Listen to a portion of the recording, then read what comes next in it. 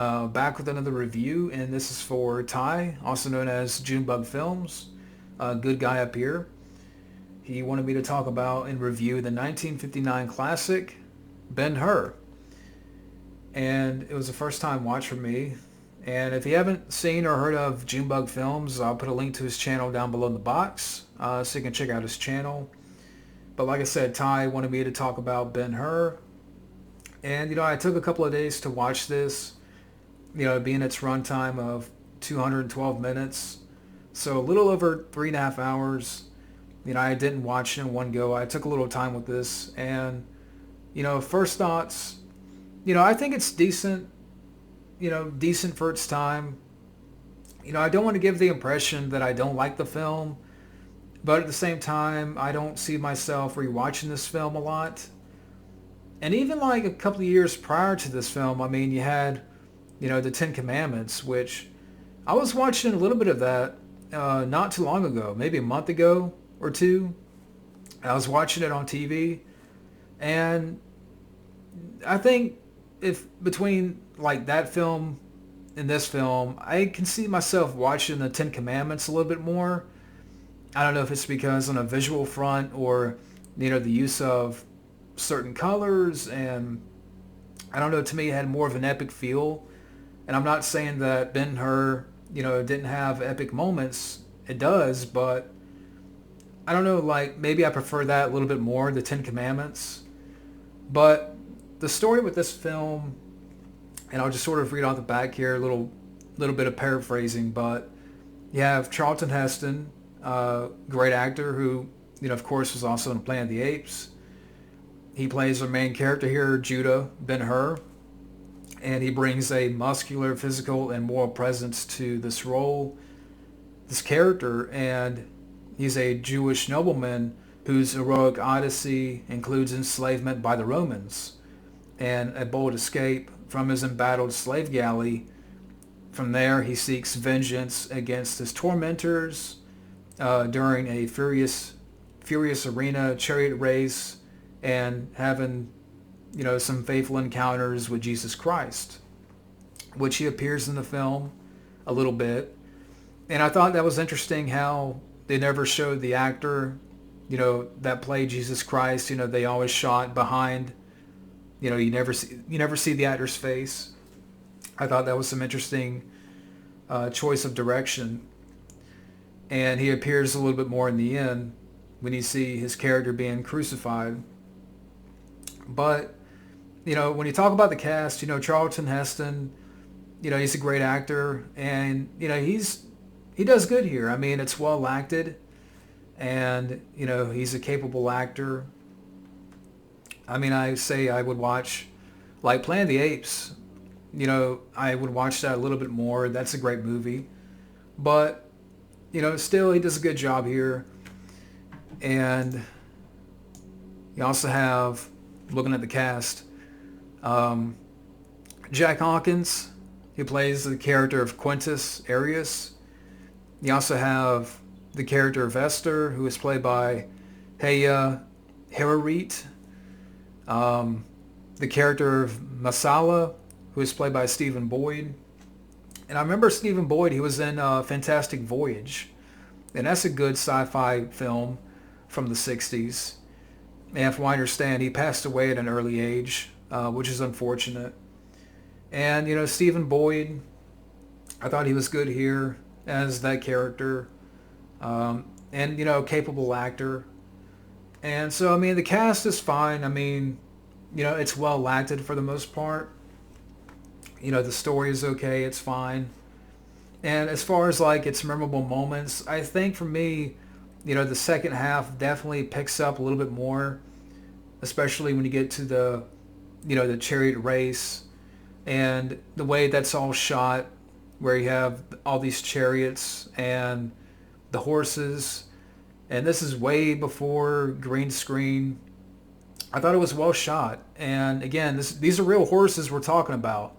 And, this is back in 1959 where, you didn't have CGI and everything was shot on set, practically shot. And again, it was well shot. The chariot scenes. And, especially with the crowds, which I was reading a little bit of the trivia, that they had to bring in like 15,000 extras. And it says right here, the numbers speak volumes. 100,000 costumes, 8,000 extras, 300 sets, and a staggering budget in its day, the largest in movie history. Ben-Hur's creators made it the greatest biblical era epic event. And again, for the chariot scenes, um, I'll pull up the trivia. Yeah, the chariot race required 15,000 extras on set, constructed on 18 acres of backlot in Rome at this location. Tour buses visited the set every hour. 18 chariots were built, with half being used for practice, and the race took 5 weeks to film. And also, this is the only Hollywood film to make the Vatican-approved film list in the category of religion. So, again, some interesting things there. And, yeah, I mean, and it was directed by, where's the director's name on the back? Fine, I'll go to IMDb. Let's see here. William Wyler. And, let's see. This guy, okay. He's mostly known for directing Roman Holiday and The Big Country, which were films that came out in the 50s, which I haven't heard of. Decent direction here. And, some interesting shots. And there's some epic moments for sure. But, I don't know, I mean, again, I don't know if it's the type of film that I would rewatch often. I still say it's solid for its time. And it's not because of its runtime, because I can watch, there's other 3-hour films I can watch out there. I mean, whether that be Casino, which I think that's almost 3 hours long, and some other films that I'm not thinking of at the moment. So it's nothing to do with its runtime. But for me, I don't know if it's, I think like the story doesn't really grab me as much. And again, I mentioned the Ten Commandments, and that's the first 30 minutes that I saw of that film, and I wanted to watch more. Like that, to me, I prefer a little bit more than this film. But still, at the end of the day, I would say Ben-Hur, again, it's solid for its time. It's well acted. I mean, again, all practical sets and the chariot scenes, I mean, it's all well shot, and, the use of real chariots, and which, I mean, everything, you got to think about this. I mean, everything at this time was hand built, and I appreciate that. And I appreciate the certain grandness of this film, and I appreciate sort of that epicness of this film. So, I don't take that away. And again, I don't want to give the impression that I don't like this movie, but at the same time, maybe it's not for me. But I'm always, I'm open to checking out older films. I mean, I do have, the classic Monsters collection. I can watch black and white stuff. I can watch stuff from way back then. I mean, way back when, even before I was born. So I'm always open to checking out different things, but I don't know if this was for me. But yeah, so I don't know. I'm sorry this is not much of a review, but I still say Ben-Hur, again, it's solid for its time.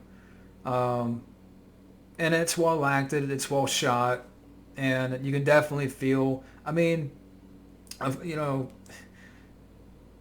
it's winner of 11 Academy Awards, so I mean, who am I to say that it doesn't really appeal to me? I mean, I can say it probably appeals to much more, older audiences. because it won 11 Academy Awards, including Best Picture. So who am I to say, but that's just me. I mean, I'm more into, stuff from the 70s and the 80s and the 90s. But I still give this film, Ben-Hur, its credit and, the good points. That, again, it's well acted, well shot, and, you can definitely feel, the grandness of this film. But that's my review of Ben-Hur. And once again, thank you, Ty. Again, Joonbug Films, shout out to him. But that's my review of Ben-Hur.